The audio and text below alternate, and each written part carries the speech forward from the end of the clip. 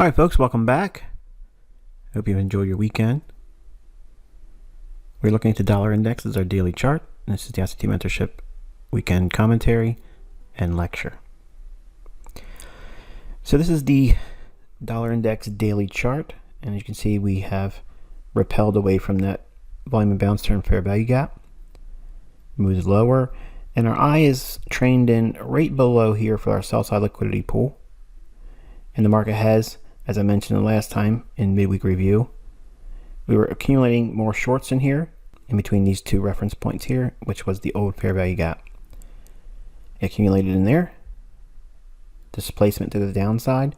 We still have a little bit of a sell side imbalance, buy side inefficiency in here. We did have a fair value gap between this low and this high. It came up and filled that rather efficiently on Friday and traded lower as we would expect. Now, since we had this lower fair value gap filled in and it's already shown a willingness to want to move away, when I see things like that, it gives me the confidence to trust it. That doesn't need to go up here before going to the liquidity. Now, if this fair value gap wasn't there and we didn't have it like that, it could be still in the realm of possibility of trading up into it at a later time.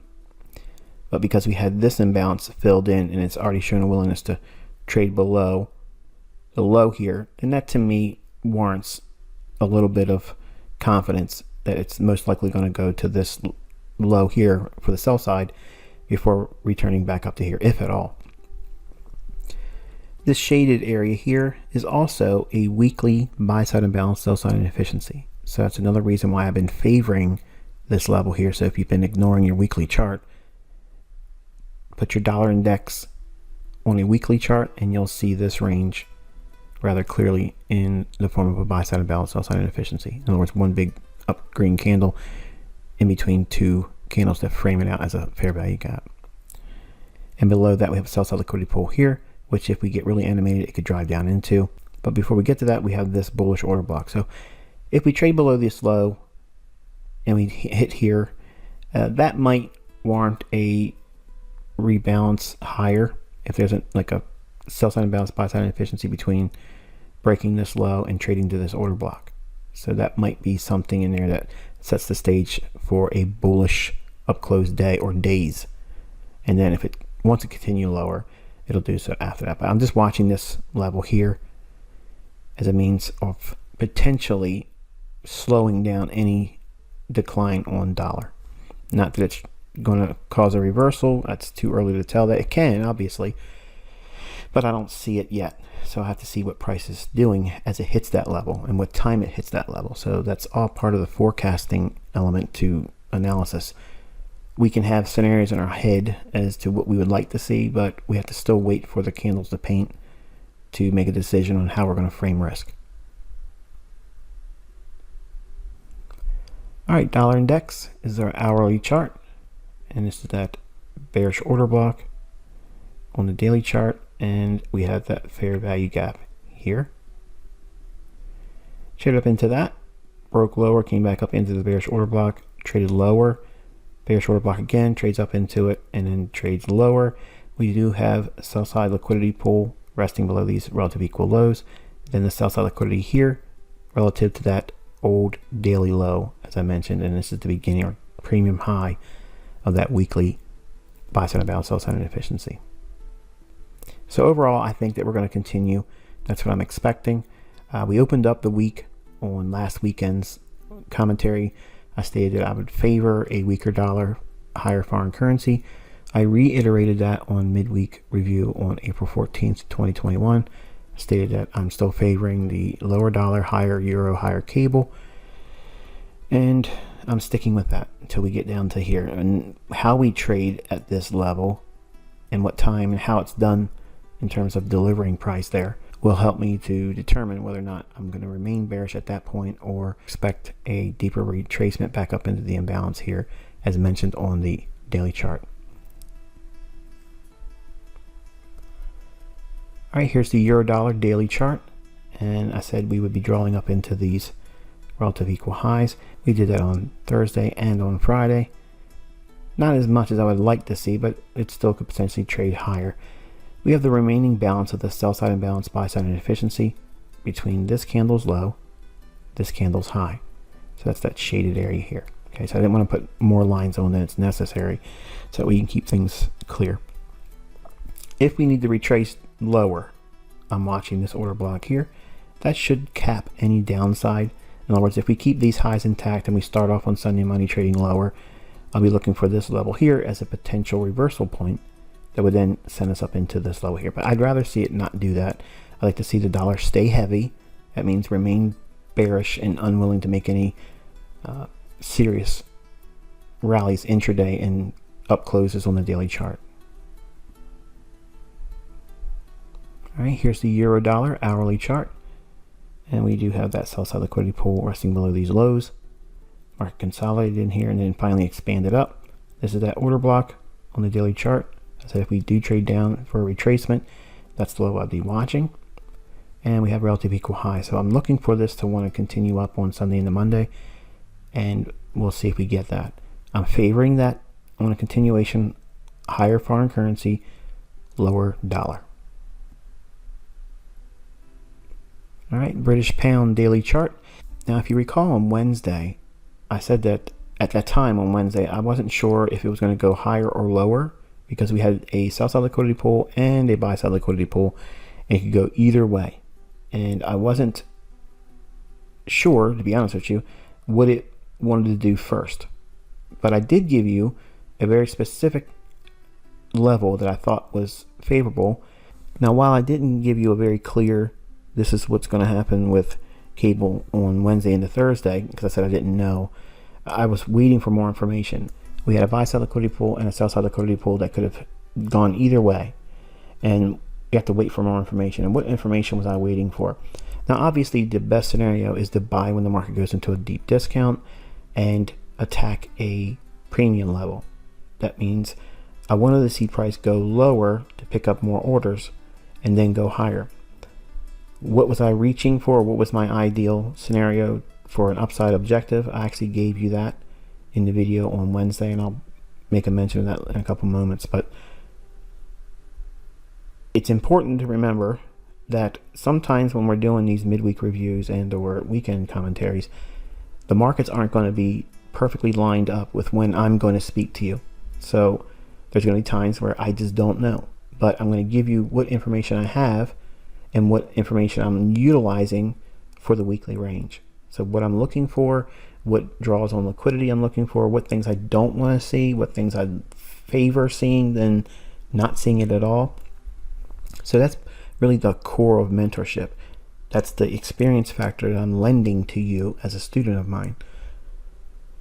If you look at what we have here, we have the daily chart for British pound, and we have this last up close candle.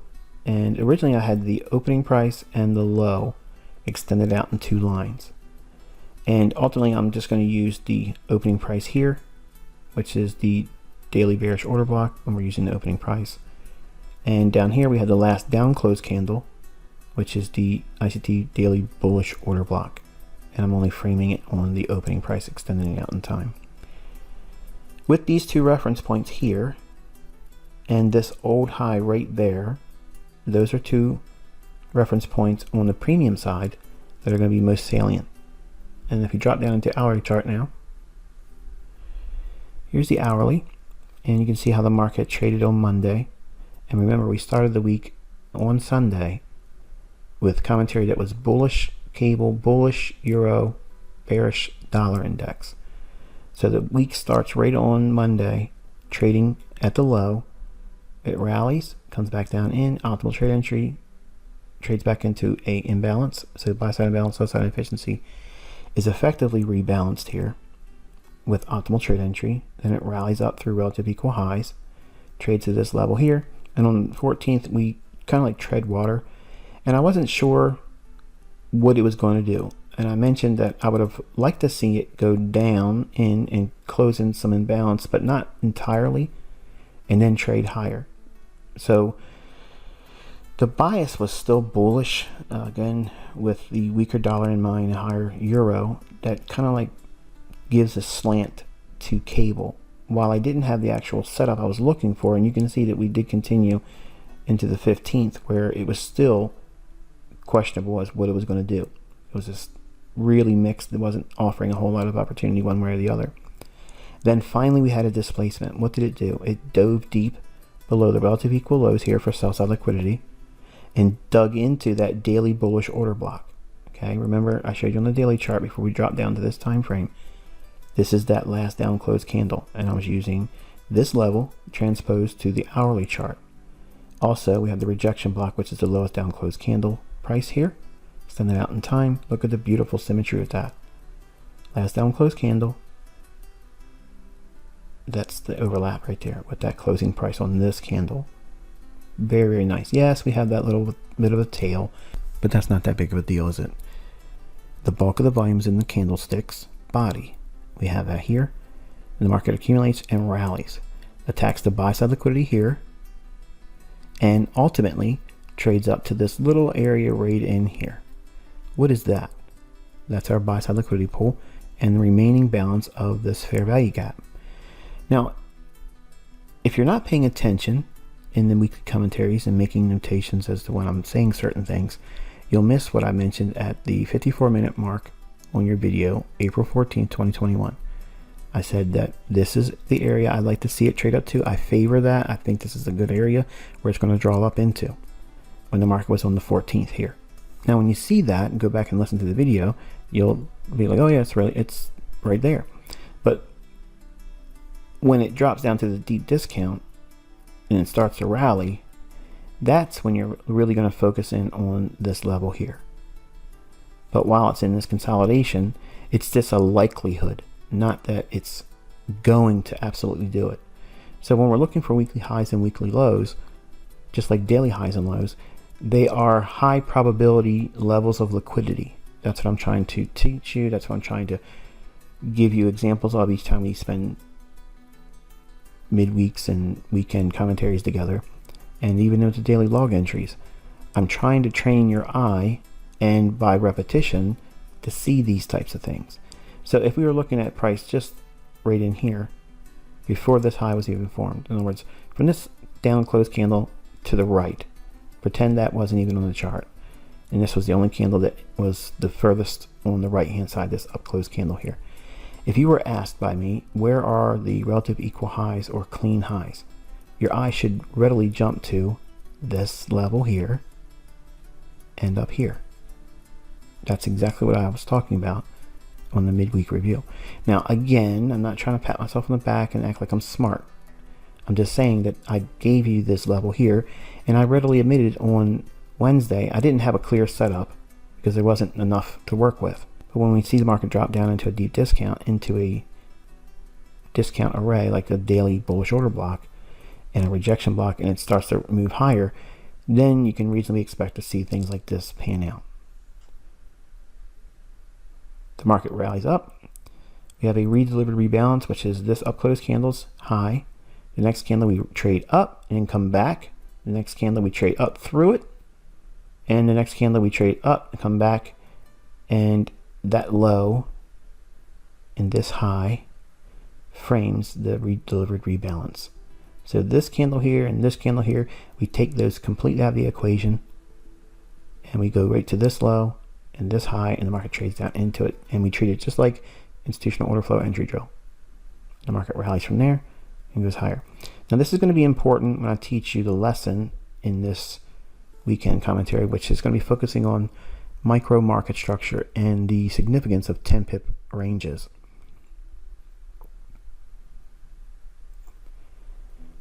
And here is the ultimate delivery of price.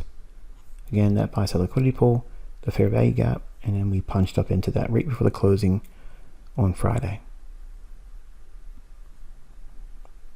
And it was offered as the weekly high. I know, it's pretty random. All right, so let's talk a little bit about our lecture points for this weekend. Now, obviously, the British pound, we were looking for higher prices on this pair, just like we were looking for higher prices on euro. Now, when we're looking at the weekly range or studying how the weekly range may form, the 4-hour is crucial for doing that. It helps us give us a higher time frame without going to the daily. and it gives us very key reference points for institutional order flow. It gives us key turning points. It gives us the framework at which the weekly range should fulfill. And what do I mean by that? Well, here's Monday's trading. It creates the low here. Now, it very well could have easily traded below these lows here, but it didn't. That's fine and great. I don't care. And that's why the bulk of trading that I do doesn't occur on Mondays. I'm allowing Monday to trade to give me more insight. Now, I might miss, like an instance like this, I might miss the very best buying opportunity near the low of the week, and that's okay. I don't care. The very next day, we have the market eventually working its way lower, trading down into this low, which is exactly the midpoint of this candle here, which is mean threshold. Down close candle prior to a run up. When the market is bullish, that is a bullish order block. High probability order block, when it trades to mean threshold, you have a likelihood of a turning point there. Now, when you watch this candle come down live, it looks scary. It's a little intimidating because it's full on, bold, blunt-ended, down close candle. Then it reverses and goes higher here. Ultimately, it trades higher, creates this high, and then this high here, which is a buy side liquidity pool. But look what's occurring here. We have a sell side liquidity pool as well. So in this scenario, if we're looking at just this shaded area, where would there be the highest probability for catching along to this level up here? Would it be buying the breakout above that? It could happen. But I teach you how to trade with an institutional mindset where you require movement lower to buy into. You don't want to be buying in up movement. That's only done as a protective buy stop being engaged. That's the only time your orders should be transferred to the marketplace as market orders. When the market's going up and you're buying, that's a stop loss being triggered. That's always something that's permissible, okay? But if you're buying, it needs to be done as a down movement. You want to be trading against the intended direction of your trade. In other words, if you're going to profit if the market goes higher, you enter as the market goes lower. That's institutional mindset. That's how you do all of your entries, and that's the best way to frame all your trades. If you do that, you're going to give yourself such an advantage, and you're going to find many times that your dealing spread is going to be covered rather efficiently and quickly versus trying to buy something that's already on the move on the upside. And everything I just said there, reverse it for going short. But the ideal scenario would be to see the market trade lower and go into the sell side liquidity first. Why? Because those sell side liquidity pool orders are resting sell orders. They want to sell at the market.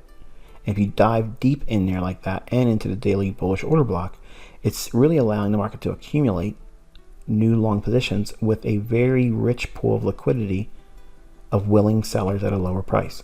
Because as the market was up here, it went down on this candle. So for 4 hours, we worked the range from this candle's high and this candle's low, but it was attacking all of this here. And it was perfect as a counterparty for buying here and offloading it here before the close of the week. So buying down here and targeting right up there, as I was indicating on the 54-minute mark of Wednesday's video. Not support and resistance, not supply and demand, not Elliott wave, none of that stuff, okay? Nothing harmonic about it. But all of this in here is accumulation, and then it picks up the orders for offset distribution where there's willing buyers. Why is there willing buyers up here? Because they're short, and this is the last swing high, and interbank traders know that there's going to be liquidity there, and if they wait for the algorithm to reprice to that level, that gives them the opportunity to offset distribute their long positions from here, and you're pairing up their sell stops that are resting here with their willing participation of buying, because the underlying narrative is it's only going lower to go up to here. And those sellers are their counterparty to be a buyer, and then they wait for the algorithm to take price up to this level here, where they can be a seller to these willing buyers at a higher price when price was down here. All right, and now we're going to take it down into a 5-minute chart. Now, I know a lot of you aren't really interested in 5-minute charts, but you should be interested in how the market delivers, okay? The price of any asset is really the heartbeat of your trading, and it doesn't make a difference what asset class you trade. But if you look at Forex, this is one of those markets that have really specific characteristics that I'm going to show you a little bit of today. Now, in the last week or so, since the break on Passover, I've been doing a lot of high frequency trading, and I've got a lot of questions about high frequency trading and what is high frequency trading and why am I even talking about it in my Telegram channel, and why am I teaching that there and not teaching it here. I'm not teaching it there, folks. Okay, I'm just demonstrating it just to show that there is a strong contrast to what people think they know about me and what I'm able to do and what I'm actually capable of doing and proving. So it's more or less me standing out there saying, you all say I can't trade, but here I am doing it, and these are the results. Can you replicate it? And you can see nobody's doing it. Now, it could look like I'm standing out there beating my chest, but I'm only out there setting the precedent before I teach the free level stuff, because so many people come into that channel saying that I blew an account here, or I can't trade, or this and that and other thing. And to do away with all that right from the jump, I did what I did, and now I'm going to be teaching basically amplified versions of what's shown already on my YouTube channel. Okay, that's the I guess the alternative to being in mentorship without teaching mentorship. So high frequency trading is a form of trading that algorithms operate in. Now, when I say an algorithm, it doesn't necessarily mean my personal algorithm. What I'm saying is there are institutions that have high frequency trading algorithms, and for the most part, what I'm going to show you today, most of them rely on what I'm going to kind of like highlight. When I was in computer science and programming and really heavy in all of that, and I was programming my own algorithms with TradeStation and things of that nature, Metastock and stuff. Those are applications or platforms that were used back in the 90s, and you could create your own trading plan model and integrate it to what price is doing and then automate it. And I had a lot of those types of things back then, and please don't ask me for them because I'm not going to share them with you, and I never promised that, so don't get upset either. But when I was building all of my early stage price action models, the things that I studied most was the idea of how high frequency traders were working inside the marketplace. See, I have a unique experience because I came up during the transition from open outcry pit trading to electronic trading. Whereas everyone today, 20, 30 years old, they predominantly have just the electronic trading experience only. And they don't have the waiting for your broker to pick up the phone and wait for your order to, it's a lot of stuff. The whole time the market's trading. And it could be rather scary, and it was for me, and caused ulcers and all kinds of stuff in my stomach to be part of that type of trading. But I'm thankful that everything has moved to electronic because it makes things much more efficient. And to answer an reoccurring question that comes to me a lot is, by me teaching this, is it going to weaken or make it obsolete? No, because it doesn't make a difference what I'm teaching.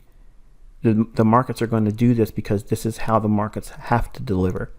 Okay, it has to happen this way for them. Okay, it works this way for them. It's efficient, and think about how hard it is for you. You know enough. You know enough about a fair value gap. You know enough about an order block. You know enough about daily bias. I'm even giving you the daily bias. I'm giving you the weekly bias. And are all of you making 500% a month? Are you making 100% a month? How about 25% a month? You see where I'm going with this? I'm not trying to belittle anyone. I'm not trying to talk down to anyone. But you know these things, and yet still you are not really seeing exponential growth. Why is that? Is it because the concepts don't work? Or is it because your infancy as a trader and you haven't conquered yourself yet, mastering yourself, controlling your impulses?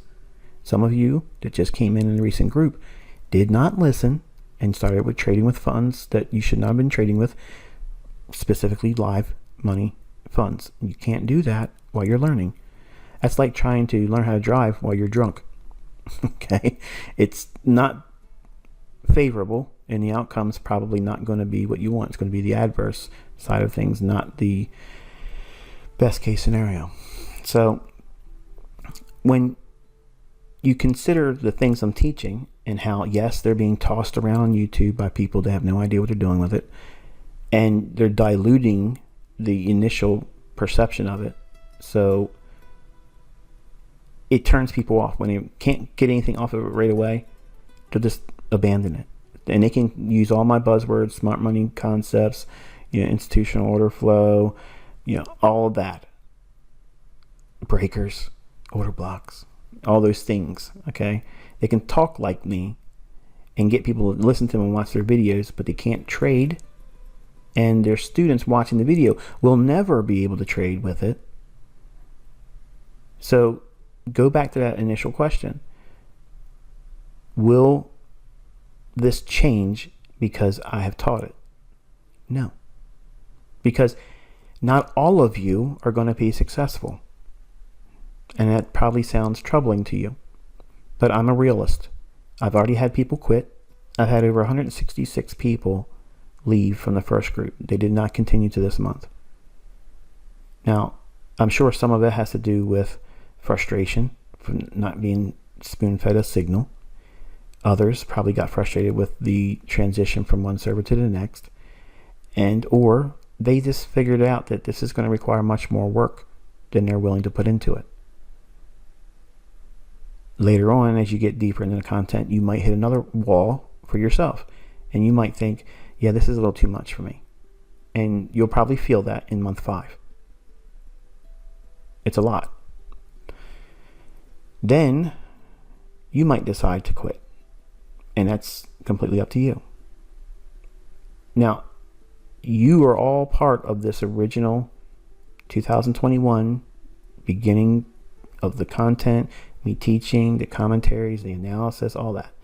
You've watched so many things still pan out to script, and yet still not all of you are able to take that and make money with it. And it does not diminish what I know, what I teach, or the effectiveness or the valuable aspects of what you're learning here. It just means that you can't do it personally yet. And that's why I'm telling you that there's no reason for you to worry about me teaching this, because it can be tossed around out there, but it's going to fall on deaf ears. It's going to land in the hands of fools. They're going to blow their account. And anybody that listens to people that think they know how to do it, they're going to blow their account. And then when something else comes up and it sounds cool, someone else does something with a trading contest or whatever, and they say, this is how I did it, they'll all scramble to that. It's always like that. I have hid in plain sight for almost 3 decades. I've had 100 or so people that I work with, on a personal level before I stepped out on baby pips. I've done consultations. I've had brokers reach out to me. I've had institutions reach out to me. I've had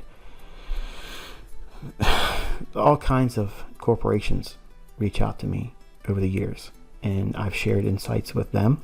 And even with all of that, it still has not diminished any of it. So there's no reason to worry about it. But I get questioned a lot now because of my mentioning of high frequency trading. And what is high frequency trading? High frequency trading is when an algorithm sends orders to the marketplace, and you couldn't really do this prior to electronic trading. Like, you couldn't do this type of trading when it was call up your broker, put your order. That just wasn't there. Okay. When everything went to electronic trading, I knew when it started that that would be the most efficient way of doing rapid fire entries and exits. And that's exactly what I was daydreaming of when I used to drive a truck filling up vending machines, candy machines, and coffee machines, and soda machines. That was my job when I was learning how to trade. So while I was driving around daydreaming about how I was going to eventually retire at 40, I thought to myself, if this could ever become a market that was electronic, where we didn't have to call a broker and just click a button on our screen on the computer, that would be crazy, because I could set up an algorithm that would literally go into the marketplace and place my order every time it did a certain type of thing. And being who I am and meeting the people I met, it also allowed me to meet other institutional minded individuals that left the institutions and went home and started trading their own private funds and or hedge fund. And some of them were quants and some of them were high frequency traders. And some of the ideas I got about how you pipe in these orders into the marketplace, I got from working with these individuals. Now, they didn't teach me the things that I teach you, like fair value gaps and things like that. They just taught me principles of aggressive multiple orders being entered in the marketplace. And they would be adding in as the market was going up. They're buying. Every time the market would break to a new high, they're buying. And that to me always went against the underlying premise to accumulation and distribution. Now, I did a video on YouTube where I talked about the difference between IPTA and Wyckoff and why my approach to analysis is superior to that and everything else, and why it's not Wyckoff. Why everybody likes to think it is and say it is. There's a goober on YouTube that actually made a video saying that this is what ICT doesn't want you to know about Wyckoff. And he takes a little piece of my video and says, and quotes basically me by playing a little snippet of what I'm saying in my own words. I say, the beginning building blocks of what I do stems from the ideas I got from Wyckoff. Now, that was kind of like closely paraphrasing what I said, but it was completely taken out of context, because when I watched the guy Dennis, who I used to troll on America Online back when I was trying to learn how to trade, and I was frustrated with myself because I couldn't get it to work. After my initial luck of 9 months winning, I couldn't make another penny after that because the market was going down, and I couldn't figure out how to short, and it didn't make sense to me. So I was an infant in my trading, and I didn't know what I was doing. But my ego at the time, because I made a lot of money real fast on ignorance, but I attributed it to skill, I saw a gentleman talking about Wyckoff on America Online. And back then, everything was a message board. So it was like kind of like a forum type setting, and it was really archaic, but it was a way for us to communicate and update each other what we were doing and read other people's thoughts and things like that. Well, this guy Dennis was teaching Wyckoff, and as soon as I saw the descriptions of what he was talking about, like crack the ice, jump the creek, and all that stuff, it was just like, what is this nonsense? It didn't sound technical to me. It didn't ring off, like stochastics and MACD and bullish divergence and hidden divergence from Nick Van Ice. Like, it didn't feel like that was trader lingo. Okay. And without getting into all of the, ignorance that I did, because I was really stupid, much like the trolls I have today, but I understand them. Y'all wonder why I sport with them. It's because I used to be just like that. As much as it probably is hard for you newer students to think that I was just like these trolls, I was absolutely a troll.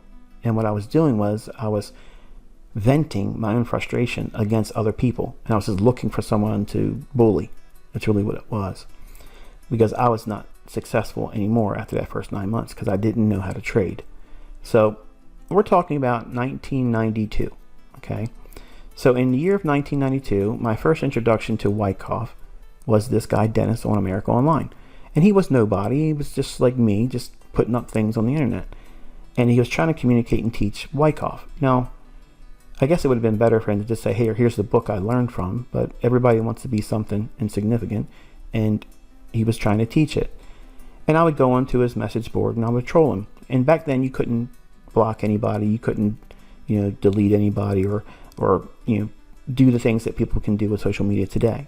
So you were kind of stuck with me or anybody else that would do things like that. So And I had a couple trolls back then, but they didn't last very long, because when I finally learned how to trade, it was like everybody was following winning trades all the time, and it was really cool. But anyway, back to this guy, Dennis. When I was looking at the things he was referring to, I went down to Trader's Library in Columbia, Maryland, and I bought up all the books about Wyckoff. And the only thing I got out of Wyckoff was the initial understanding of a concept of accumulation and distribution. Now, it's really important that you understand the difference between me saying I have been introduced to a concept that prior to 1992, I never really understood accumulation and distribution. Because I thought, like anybody else at street level, like for instance, if you talk to someone about stock trading, the common understanding is you buy a stock low, and if it goes up, you sell it. Okay, great. You buy it cheap and you sell it when it goes up. That's the extent of it. But now change that to a narrative like the stock goes down to a level where smart money can go in and accumulate it when it's cheap, and then they sell it when it becomes expensive. That's what I meant when I said the first building blocks to my understanding with the concepts that I trade today came from Wyckoff. There is absolutely nothing, okay, in what I'm teaching that is anything like Wyckoff. Nothing. And I'm not here to repeat myself like I did everything in that video on YouTube. And you're welcome to go and look at that. It's, IPTA versus Wyckoff and something to that effect in my YouTube channel. But someone shared a link to me in email, I think it was on Wednesday, and I watched it and I was like, what is this? What is that? I mean, they all want to sound smart. A lot of the Africans, they're really buzzing right now with Wyckoff, okay? And they like it because it's a way to mask my content and say it's Wyckoff, because Wyckoff's not going to come out of the grave and say, look, you SOB, stop doing this with my content, or to that effect. Where I will say, hey, look, stop trying to be me. But the Yahoo basically was trying to say that here I am saying in the very video IPTA versus Wyckoff, and where I'm ripping Wyckoff apart. And I guess he's trying to say, I gotcha. You said it right here in your own words, where that's completely out of context. And I later on in 1995 grew to understand a little bit more about this idea of accumulation and distribution when I was introduced to Larry Williams' accumulation distribution formula. And then it started clicking more because I could see visually, which made much more sense than all these jump the creek and crack the ice and all these types of schematics that Wyckoff had. It's a way to describe the past. Wyckoff is really good at that, okay?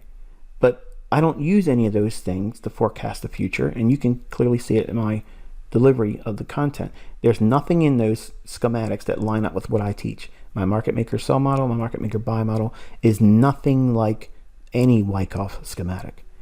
And this gentleman that's on YouTube that tried to make a name for himself and try to say this is what I'm trying to hide about Wyckoff, I basically leveled the whole idea of Wyckoff. And you can clearly see, if you study them side by side, there's nothing relate to any one of those things lining up.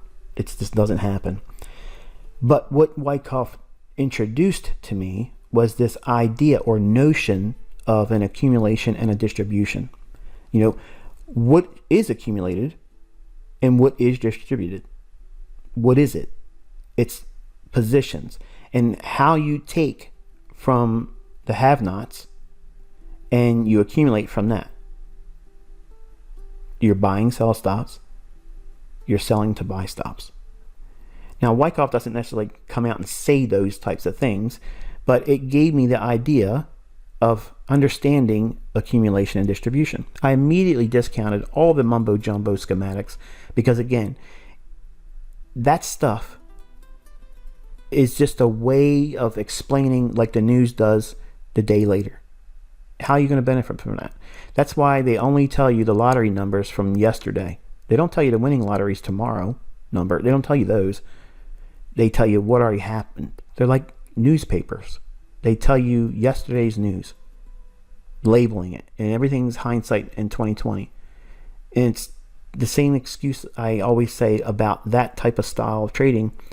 and more or less the discipline of trading of Wyckoff is it does a brilliant job of explaining everything after it's happened. But just like newspapers, they're never going to tell you the winning lottery number for tomorrow, but they'll always tell you what the winning lottery numbers were yesterday. My stuff points to what the next winning lottery number is going to be. And it's always the type of delivery that we're looking for. You don't know if you're jumping the creek or breaking through ice. You don't know what schematic you're going to be using. None of that stuff, okay? And I spent a lot of time trying to make that stuff work for myself. Just like I've tried to do it with harmonic, and just like I've done with Elliott Wave. I've done it with everything, okay? I've done everything, point and figure charts. I've done all of it, folks. And it's crap. But when you understand that that concept of accumulation distribution doesn't in effect exist in price, it can be applied in micro market structure. And what do I mean by that? Well, we're looking at a delivery of price between an area of accumulation inside the daily bullish order block down into the rejection block. It rallies away. Look at this area of price action from here to where we were looking for relative to that 54-minute mark in Wednesday's video. That's this level up here, okay? How many trades do you see? Okay, I want you to pause the video. I know a lot of you don't do this, okay, but I really want you to think about pausing the video here and tell me how many trades you see. Now, I'm not going to do every single one of them, okay, but I'm going to pull out trades that you probably didn't see, but you're going to look at, obviously, the clear ones, but I want you to see how many trades there are. And some of the things I like to do in my pastime is during the New York session, I'll go on YouTube, and there's a few channels that do live sessions, and they talk about what they think is going to happen in the marketplace. And it's really fun for me to sit back, in anonymity and smile to myself because they're saying, okay, I'm waiting for a trade. Okay, I'm waiting for a trade. I'm waiting for a setup. And the whole time I'm looking at trades form, I'm like, okay, this is a buy. Okay, this is a buy right here too. And this is a buy right here too. And they're waiting, and then they don't take anything. Now, obviously, it sounds arrogant of me, but it's a way for me to think about how I used to look at the marketplace too versus how I can see the market now. And what I'm going to show you here is, if you haven't already paused the video, pause it now and try to figure out where there's multiple entry points, okay? And then I'm going to go through it and step by step and show you where they are and why they are.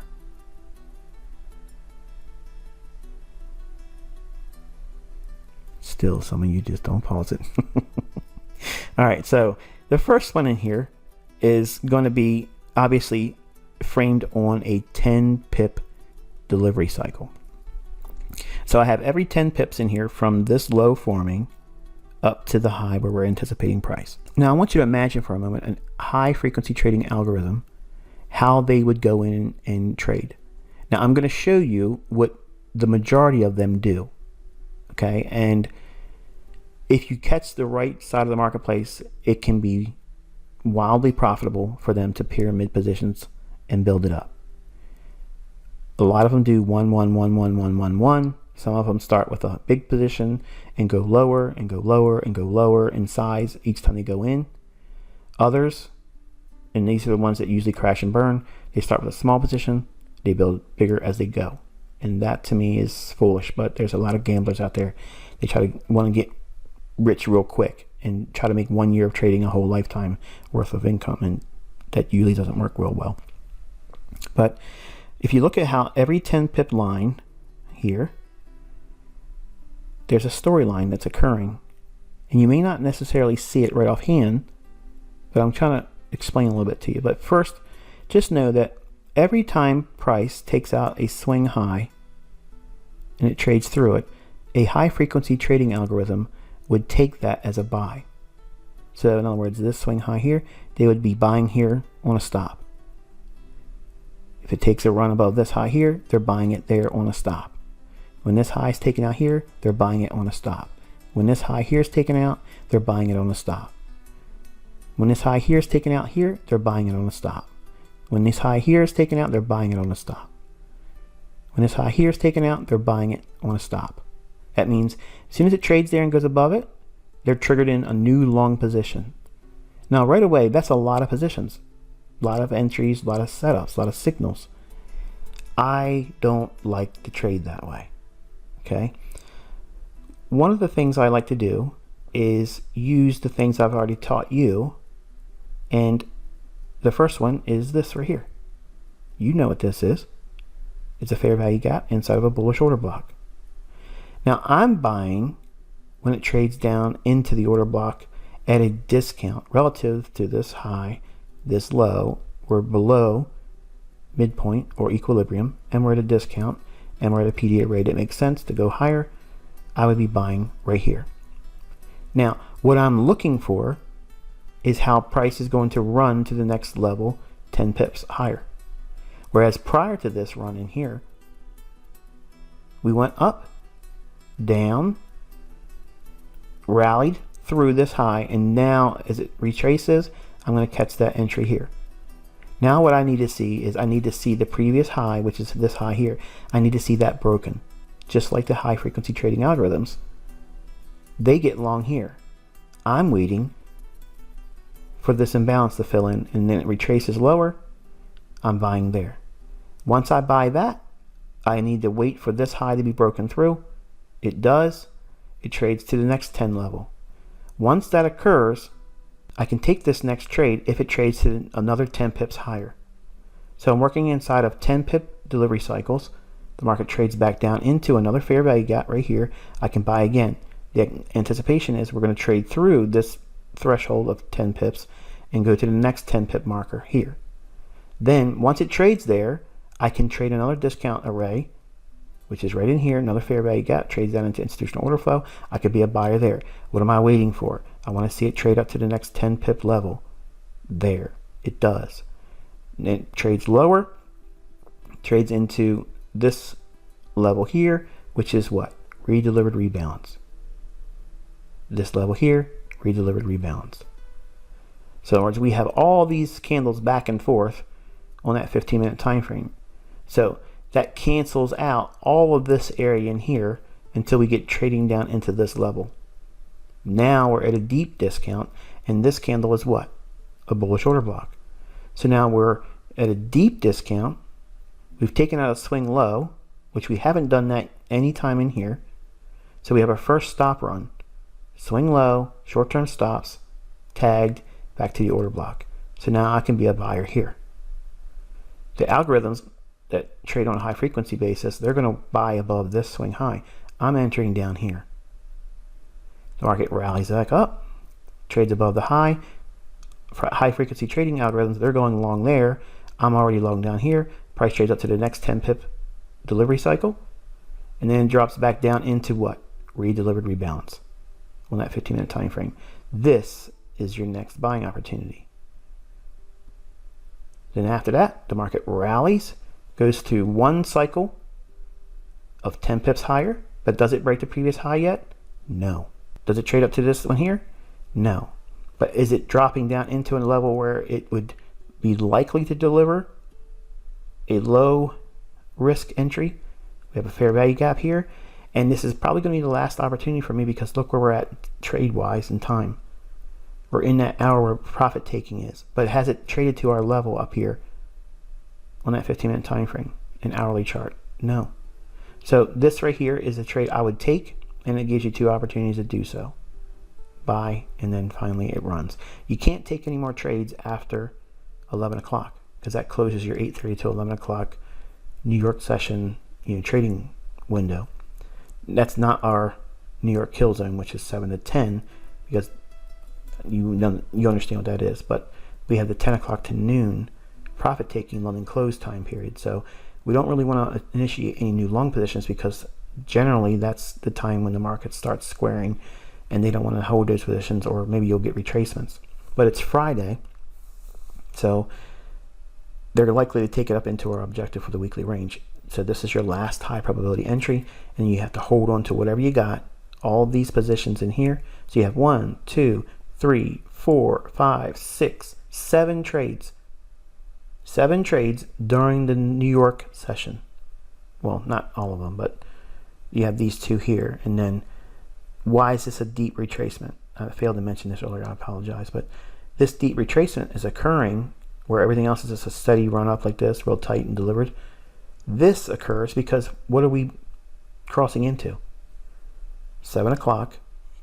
That is the New York open kill zone. There's always a Judas swing that occurs that's dropping down when we're bullish, and then you can wait for it to trade with a discount array here. So when I'm working with 10 pip ranges, and I can run up accounts and build it all up with 10 pip ranges, I can do a lot of that with what I'm showing you here. This is not Enigma, but it's just me using everything I teach you on a very small time frame using 10 pips. 10 pips is enough. Any one of these trades, if you would have positioned yourself and held on to it till it got up to that level we were talking about at the 54-minute mark of Wednesday's video, you all should be excited about that. It should be viewed as, wow, this is, this works. But it's a matter of taking everything I learned from other approaches and canceling it out and looking at it from an opposite perspective. Now, back to Wyckoff. I did not learn Wyckoff theory and trade like you see me now trading. I don't teach Wyckoff hidden with new buzzwords. That's not what's going on either. I don't teach what high frequency quants do in their approach to high frequency trading. I just taught you and showed you what they do, and I just showed you what I do in contrast. If you look at both of them, they're both profitable. But which of those two schools of thought would you rather subscribe to? Would you be buying a breakout? Because I also teach sometimes that's not always good. And what if you're wrong? You're going to be buying at the worst opportune time. Whereas if I'm wrong, I'm buying it down here. And if this was a false breakout, I'm buying it down here and I'm closer to where my stop's going to be. Versus buying it up here and my stop's down here. So let's run some scenarios here. Say that you are trading British pound and you have the funds and the experience and the wherewithal to go in with, say, 20 lots. Okay? So you go in and you buy your first one at 20 here. The next one, you go in here and you buy 16. And the next one here, you buy 12. The next one here, you buy 8. The next one here, you buy 4. The next one here, you buy 2. And the next one, you buy 1. That's one approach of how I could go in and how you could go in too. Scaling in with your largest position, managing risk as you go, and every position is significantly smaller. That way, if you do have a reversal and comes back, it doesn't have a drastic result of drawdown. It doesn't completely wipe you out. Yeah, you could lose money, but it's not as big as you might think. Versus if you went in and bought 1, 2, 4, 8, 16, 32, and 64. Any retracements in something like that is going to be significant, not to mention very stressful.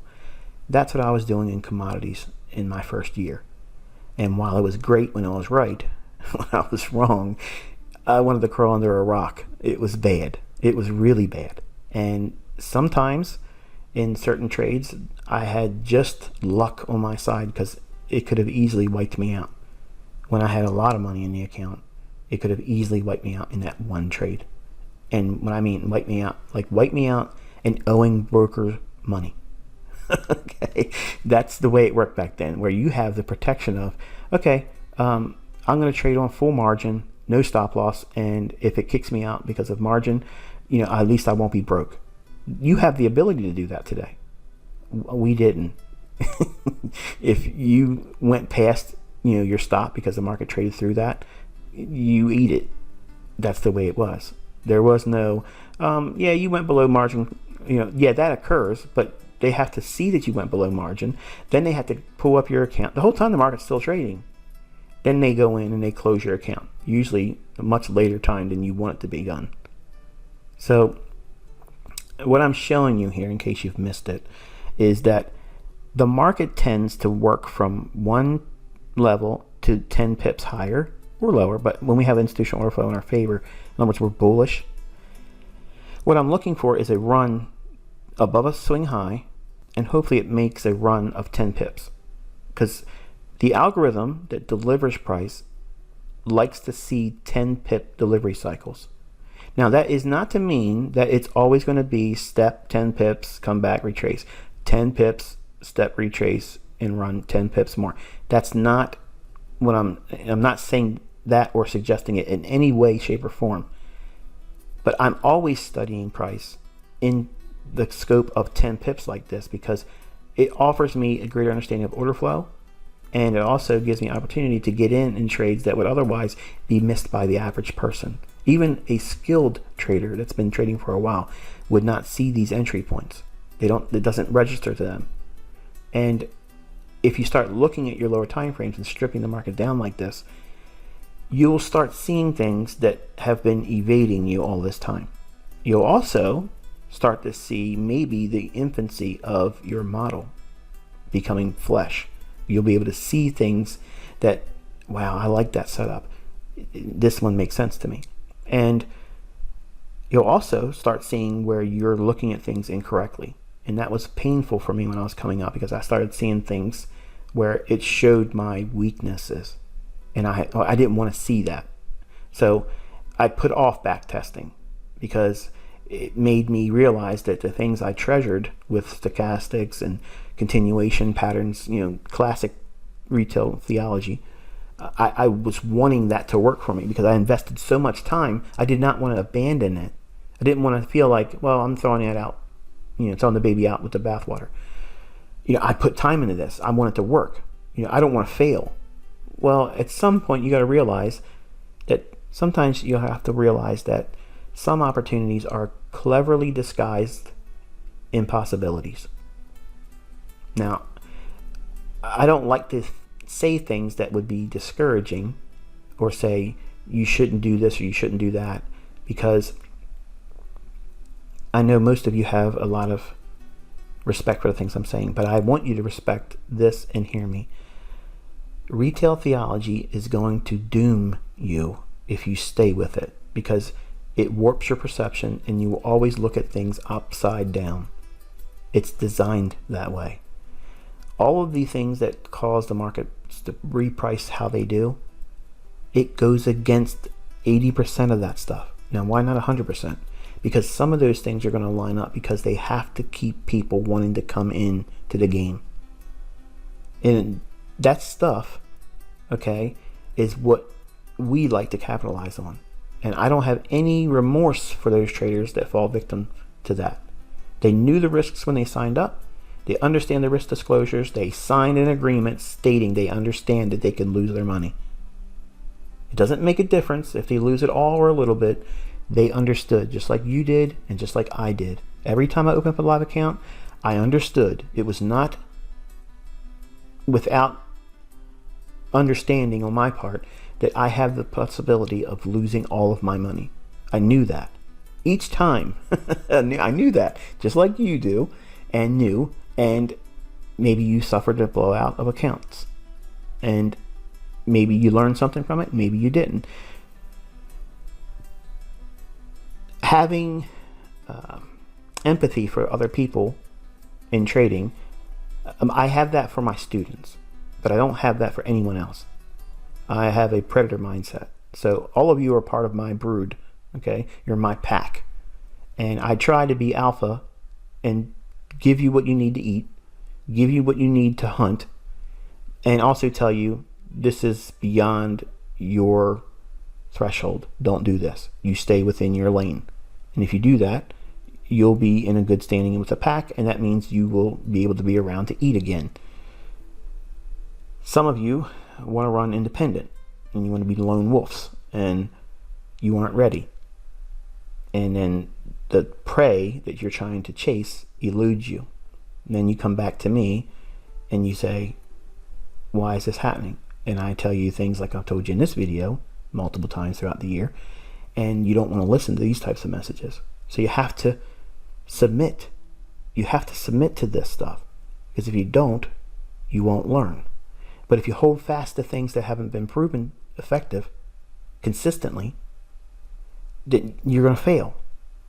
But if I show you the things that make these markets price where they go, where they deliver to, why they do it, where the opportunities lie within it, it should be listened to. It should be written down. The notes should be taken. And I'm showing you and telling you how I got this stuff. Where did I get my entry strategies? I did it in the opposite of what I see everybody else doing. Remember when I first started talking about things on Baby Pips in 2010? I said, everything you've learned, turn it upside down. Everything. Turn it upside down and you will see it as it really is. And still, people want to still do harmonic. They still want to do Elliott wave. They still want to do supply and demand. They still want to do whatever they're doing, Wyckoff. Okay? Because that's the flavor of the month. If something comes in, I've always wanted to have time to myself to create some kind of abstract way of trading and show results on YouTube, and everybody would swarm to that only because of my results. And they would waste time trying to chase something that would have absolutely no bearing on why the market did what it did. I could dress it all up and make it look like it did that, just like Wyckoff and everything else retail. This is why it did that. But look at the symmetry of how the markets play out with what I teach you. Why it does what it does, when it does it, and why it's happening. Why is it doing it? I'm providing all of those things for you. So when I do lower time frame trading, I'm thinking how I could be ahead of the majority of high frequency trading algorithms. So I'm trying to get in before they would. I already know the bias. I already know the liquidity that's going to be drawn to. I know what I'm looking for relative to time. And how do I get in ahead of them? Well, I have to know how they get in, right? I taught you that today. So when you hear about high frequency trading or high frequency trading algorithms or quants that go in and do, high level entry frequencies, and you can do this on 1 minute charts too. I'm just showing you on a 5 minute chart. But you can go in with 30-second intervals. You can go in 15-second intervals. Okay. I saw one algorithm that was operating on 5-second intervals. And it's the same thing all the time. So whoever started this high frequency model of entering on breaks above highs, short-term highs, because it's showing that the momentum is in favor on the upside. So the algorithm has a very simple entry filter. What does it need to know and what does it need to see to be a buyer? Well, you need to see a high broken.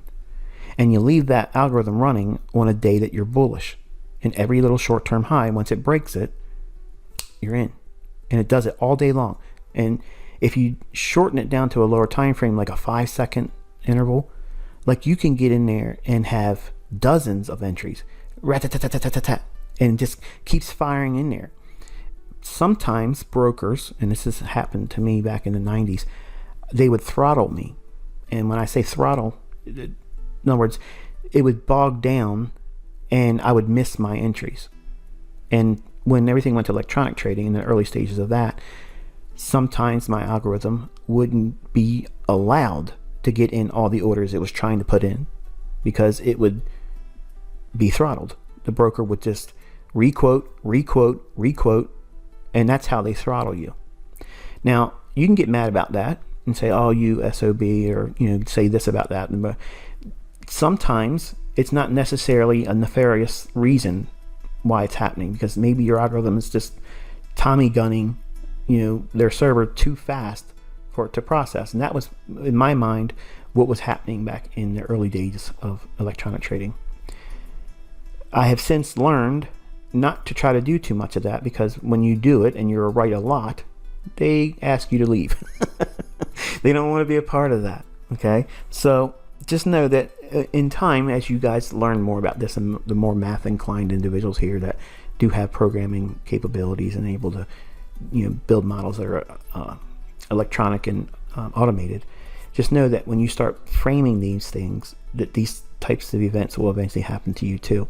So that's why I teach, even in this mentorship. I know the new students probably haven't got to this part yet, but I talk about throwing losing trades once in a while and doing it on purpose. And I'm talking like doing things that are just nonsensical Go in, put in a trade, and in like a minute or two, close it.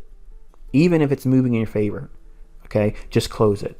Or if you know it's going to go up, go in and short it, put a ridiculous stop loss in that's too tight, let it come down and hit you. You want to throw as many smoke screens up as you possibly can, because when you win, you want it to look like it was a fluke, and they'll let you stay in because they're going to want you to be able to stay in long enough to give it back with interest. Okay, you're going to want to have more than one brokerage account over time, so that way when you start having tomfoolery in one broker, and they're going to do this, especially when you really push the limits of what you're learning here, you're going to have these types of things. You're going to have requotes. The fill won't happen, and the whole time the market takes off.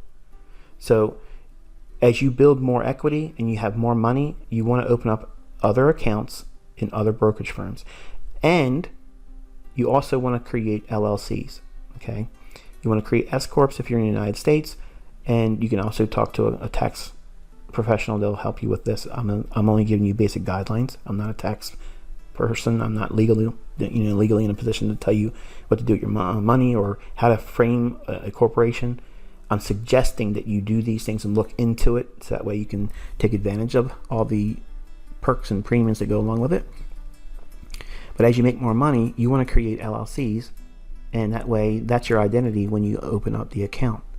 Now, obviously, it's a flow through. It goes through you and your social security number, but it, on the surface level, and you're spreading out all your activity, it's just a better way for you. If you know they're running the number on you with one account and they're requoting, and they won't let you fill in, you just go right to another account and put the orders in there, and they can worry about doing whatever they want to do with one account while you're over here doing it with another.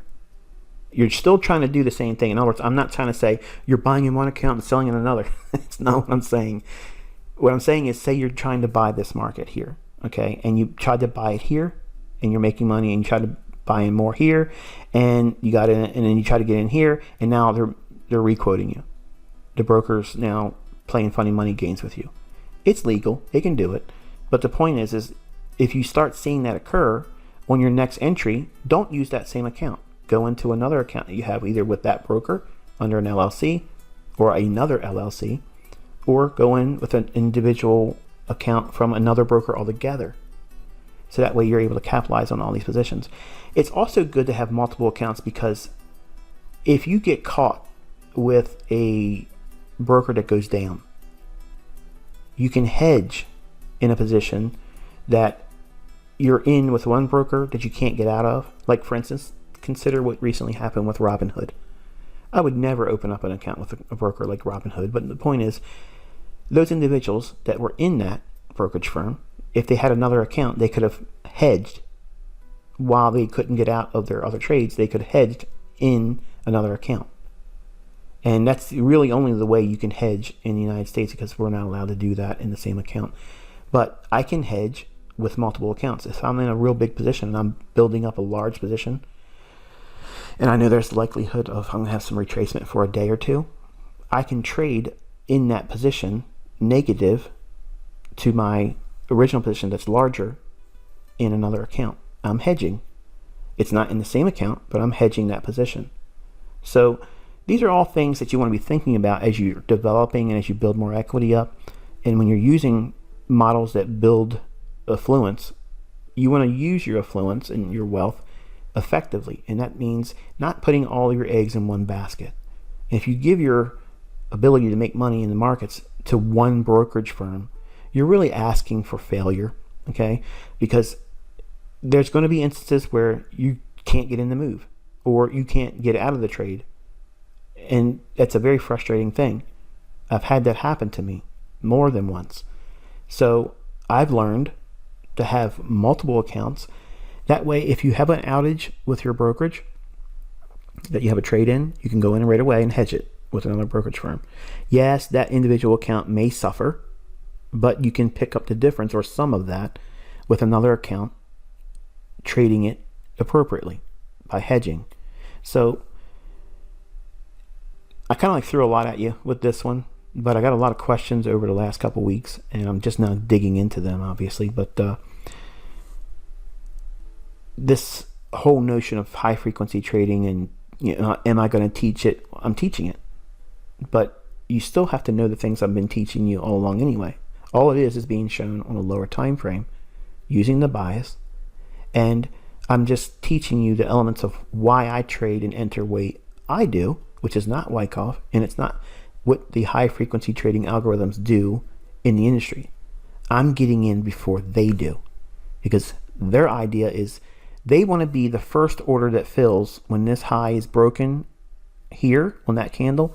They're all fighting to get in there to be the first entry there, because time on their side is the greatest advantage. Well, okay. Well, I agree. If that's the game you're going to play, yes, you have to be the leader, okay? Because you may not get that fill because it's going to run too fast, and then you'll end up catching something up here on slippage. I don't want to play that game. I'm going to be in there before them, and while they're waiting for this high to be broken here, I'm buying it down here where it's really, really cheap. I'm getting in where it's easy. It's giving me plenty of time to get that price. Time and price inside the bias. And before all the smart guys that everybody gets the credit for, the quants, the high frequency trading algorithms, the institutional traders. I'm in there before all of them boys. And all those guys are Johnny come latelys. Okay? They're all playing catch up ball. I'm in there way before them.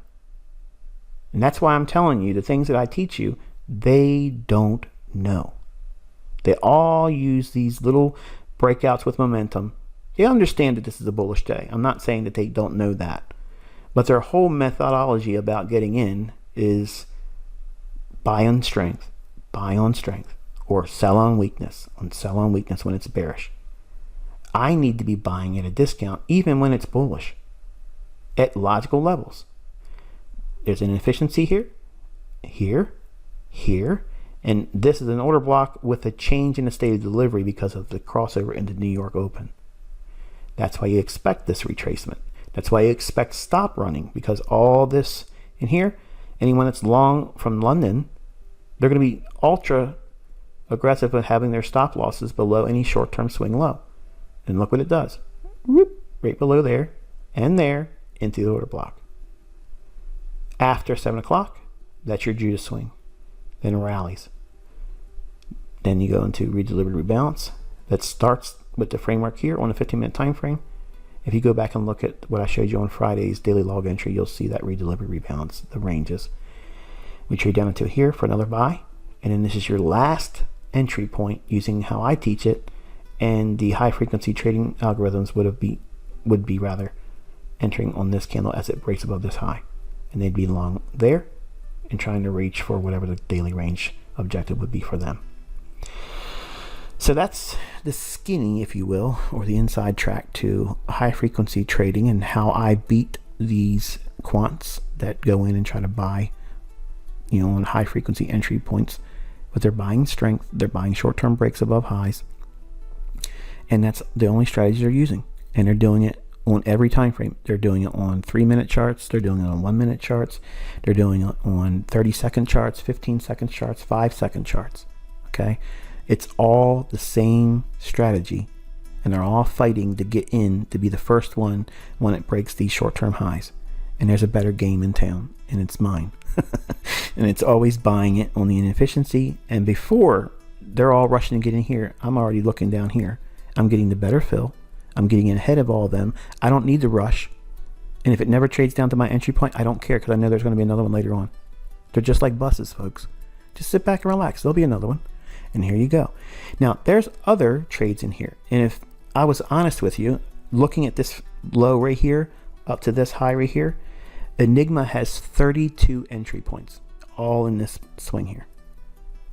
Now, I'm saying that because that is ridiculous compared to what you're learning in mentorship, and it's never going to be taught on YouTube, and it's never going to be taught on Telegram, despite some of you saying, I'm teaching more about Enigma, when I said I never would talk about Enigma, but I'm answering direct questions from people on Telegram. No, I answered very generic questions that aren't going to do anything to help them figure out Enigma.